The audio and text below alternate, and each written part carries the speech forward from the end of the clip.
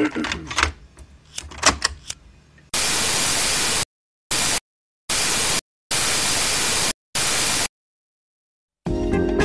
you need to prepare for the new smoke-free law on the 1st of July 2007. Why is England going smoke-free? The new smoke-free law is being introduced to protect employees and the public from the harmful effects of second-hand smoke. The only way to provide effective protection is to prevent people breathing in second-hand smoke in the first place.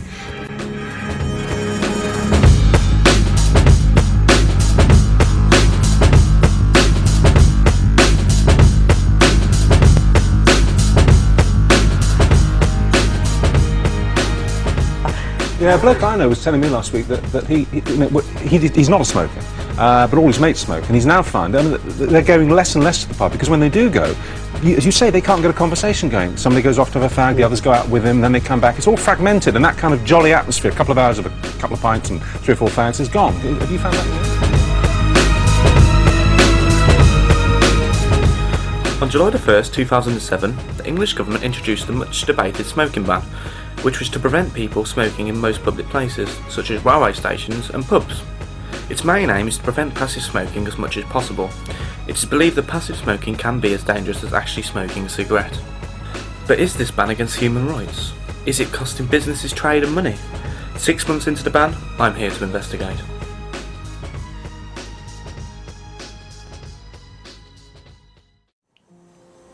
The public smoking ban was first discussed in Parliament in 2004, with a partial ban originally being planned.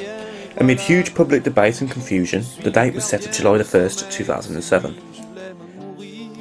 One of the initial problems was the actual policing of the ban. It wasn't understood how the government intended to combat rogue landlords and frequent offenders. This was eventually solved by selling detectors to every pub. This, however, still didn't deter the road landlords from flaunting the ban.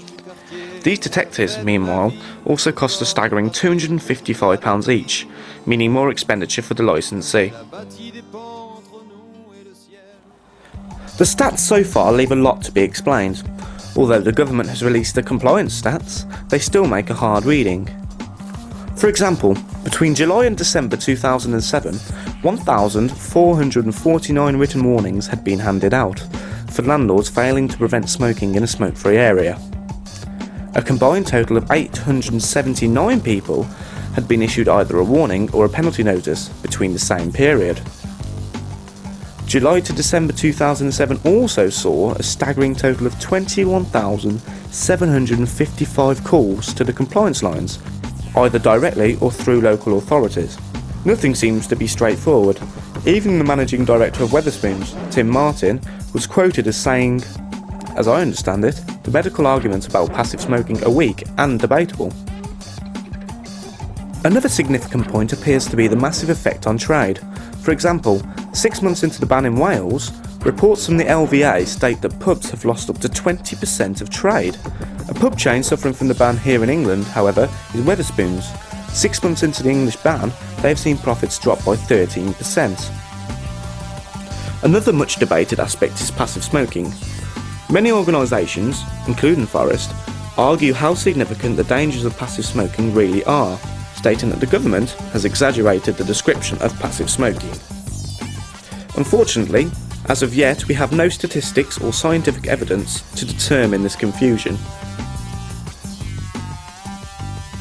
I'm now going to speak to someone directly involved in the pub trade.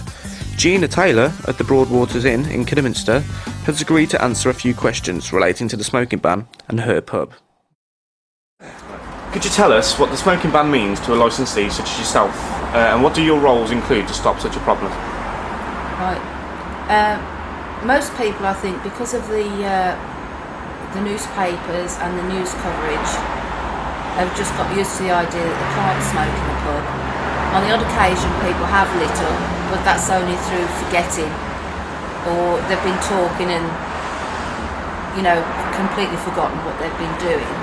We've never had an occasion where anybody's turned nasty, or we've had to tell them to turn, you know, to put the cigarette out, or to turn people out for smoking. So it's been quite good, really, but there again, we're a local pub where everybody knows everybody. Has the smoking ban affected business for you? Some coming out because of the winter months and the bad weather. I mean, we've tried to accommodate them, you know, with smoking shelter and heating, but still, when the wind blows, the rain pours in on them, and it's just so cold. So I think yes, probably it has. How about financially?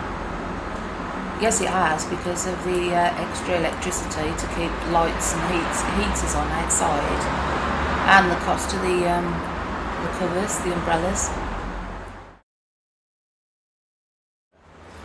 Right. The government state passive smoking as a major reason behind the implementation of the ban. Do you agree with this reason, and have you been given enough guidance? No, I don't agree with that. That's the reason. I really don't. I think it's more to do with saving on the NHS, isn't it? Oh, controversial. It's to do with the NHS more than passive smoking. About the guidance, did you get told? We did get a lot of guidance. They were alright with it, and they made. Yeah, it was just booklets really. So no one came round and checked and. No. No. I haven't seen anybody come round and check. 6 months on, has the smoking ban been beneficial for your pub and your customers? No, definitely not. And why? Because people just don't like it. I can't see why it has to happen in a public house. What about the non-smokers? No, the non-smokers are complaining because the smokers are outside. Non-smokers are sat inside on their own. So it disrupts card games, pool games. So there's an unfair balance, anything. almost. There's an unfair balance, yeah.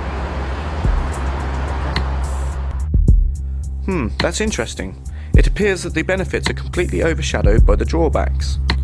Now we have found out what the landlord of the Broadwaters thinks, let's ask our customers. I asked a range of smokers and non-smokers their opinions of the ban.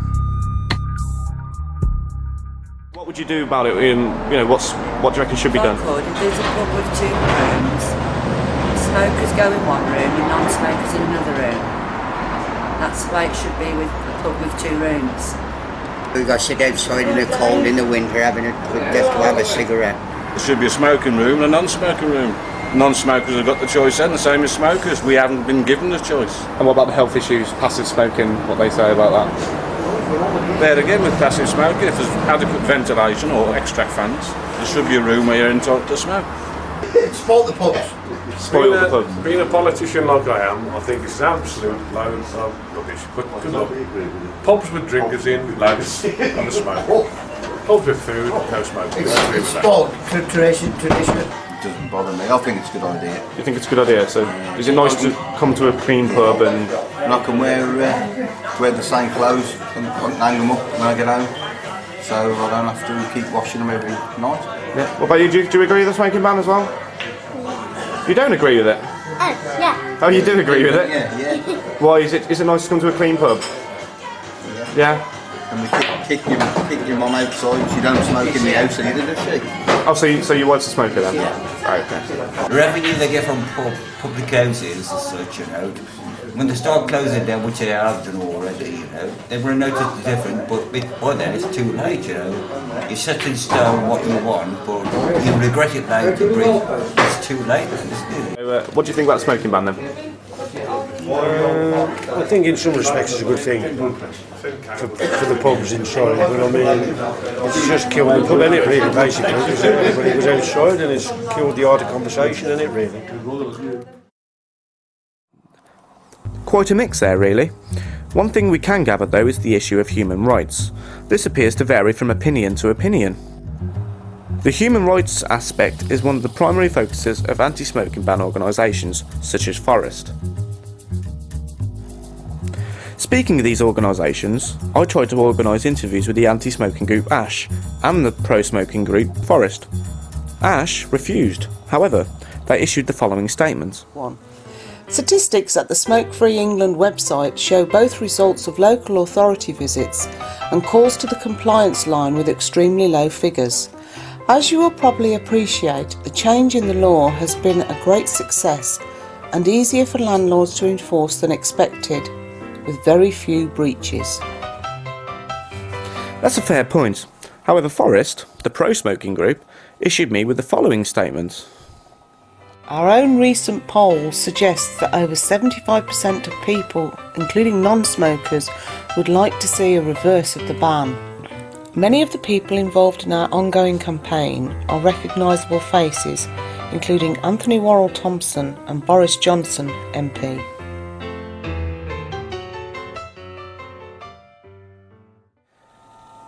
They don't match.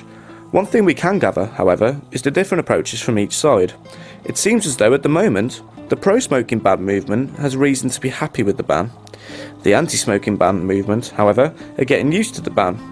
Their opinions, though, are still very much against the ban, proving that this long and confusing debate is far from over. So, the question is, how is the smoking ban 6 months on? Well, the answer, it's the same. Debated by thousands every day in loads of pubs across the country, with no clear end in sight for the controversies and the arguments. Here's to a long-winded, compelling debate over whether the smoking ban should exist or not.